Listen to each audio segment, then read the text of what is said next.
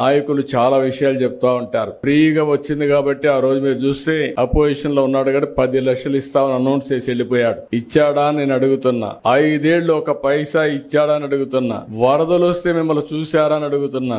మీకు వరదలు వస్తే ఎన్టీఆర్ మెమోరియల్ ట్రస్ట్ ద్వారా కాస్తో కోస్తో డబ్బులు మొబిలైజ్ చేసి ఆ రోజు నెహ్రూ కూడా ఇక్కడే ఉన్నాడు. అందరం గ్రామం తిరిగి కొంతవరకు మిమ్మల్ని ఆదుకున్న పార్టీ ప్రభుత్వం, ఆనాటి ప్రభుత్వం పార్టీ అని చెప్పి కూడా నేను మీకు తెలియజేస్తున్నా. అయితే రేపు మళ్ళా వచ్చి మీకు చెప్పొచ్చు ఏదో చేసేస్తానని. ఏమి చేసేటి ఏమి ఉండవు. వీళ్ళకి అధికారం తప్ప మీకు అన్యాయం చేస్తే ఒక యాంగిల్ చేశాడు. పోలవరాన్ని ఏం చేశాడో మీరు చూశారు. ఎప్పుడో పూర్తి అయిపోయి ఉండాలి. ఆ రోజు తెలుగుదేశం ప్రభుత్వం కంటిన్యూ అయి ఉంటే 2020కి పోలవరం ప్రాజెక్టు పూర్తయి మీ అందరికీ పునరావాసం కూడా ఇచ్చి మీరు కూడా ఇప్పటికి సెటిల్ అయ్యేవారు. ఈ రోజు అవన్నీ కూడా పూర్తిగా దెబ్బతినే పరిస్థితి వచ్చింది. పోలవరం కూడా ఖర్చులు పెరిగిపోయినాయి. డయాఫామ్ వాల్ మీరు చూస్తే దగ్గర 400 కోట్ల రూపాయలతో డయాఫామ్ వాల్ కడితే అది ఈ రోజు మొత్తం మునిగిపోయి కొట్టుకొని పోయి మొత్తం పాడైపోయి ఇప్పుడు 990 కోట్ల రూపాయలు ఖర్చు పెట్టే పరిస్థితికి వచ్చాం. అదనంగా ఇంకొక డయాఫామ్ వాల్ కడుతున్నాం. కనీసం ఈ డబ్బులు అనేది ప్రభుత్వం అంటే ప్రజాధనం ఎక్కడి నుంచో రాదు. ప్రజలు పన్నులు కడతారు.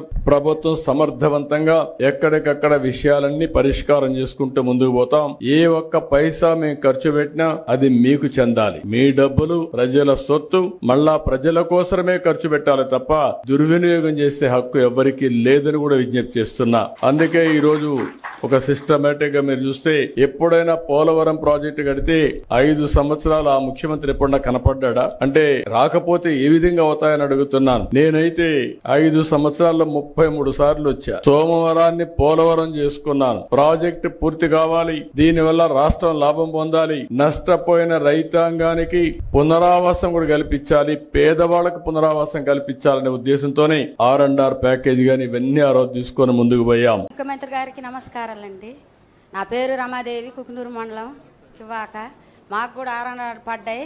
మంచిగా సంతోషంగా ఉన్నాం సారు. రోడ్లు మెయిన్ సీసీ రోడ్లు పోసారు. మంచిగా ఇంటింటికి కూడా పైపులని అన్ని అనుకూలంగా అన్ని తార్ రోడ్లు కూడా మంచిగా పోసుకుంటూ వస్తున్నారు సార్. ఇన్ని సంవత్సరాలు కూడా 5 సంవత్సరాలు కూడా మేము ఆ గోతులల్లా చాలా ఇబ్బంది పడ్డాం సార్. అసలు ఏమీ కూడా లేదు. ఇప్పుడు సీసీ రోడ్లు పోసుకుంటూ వస్తున్నారు. మంచిగా RR ప్యాకేజ్ పడ్డది అనుకూలంగా.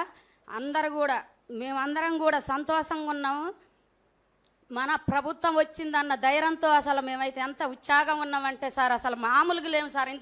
ఇన్ని సంవత్సరాలు కూడా మేము ఒక మహిళలు అయ్యి ఒక డోగ్రా సభ్యులు అయ్యి ఎంతో ఇబ్బంది పడి సార్ అసలు మేము మా కష్టాలు ఎవరికి చెప్పుకున్నా కూడా పట్టించుకునే వాళ్ళు కాదు. ఇప్పుడు మన కష్టాలు తీరవటానికి మన ఇంటి ముందే ఉన్నట్టు అనిపిస్తుంది సార్ మాకు. మీరు వచ్చిన కాడి నుంచి అసలు ఎంతో ఉత్సాహంగా ఉంది సార్ మాకైతే.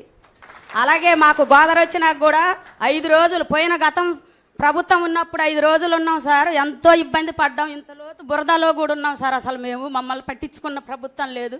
మన ప్రభుత్వం వచ్చిన కాడి నుంచి కూడా మంచిగా ఎవరైనా కూడా మనోళ్ళు, మన మహిళలు, మనోళ్ళు, మన కుటుంబం వచ్చిన కాడి నుంచి ఒక కుటుంబంలాగా మమ్మల్ని అందరినీ ఆదుకుంటున్నారు సార్. మాకెంతో సంతోషంగా ఉంది సార్. ఎప్పుడు మీరు రావాలని మేము కోరుకుంటున్నాం సార్.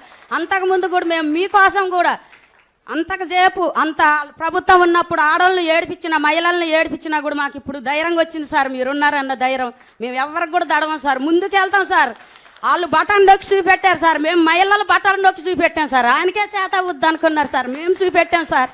అలాగే మా కుకునూరు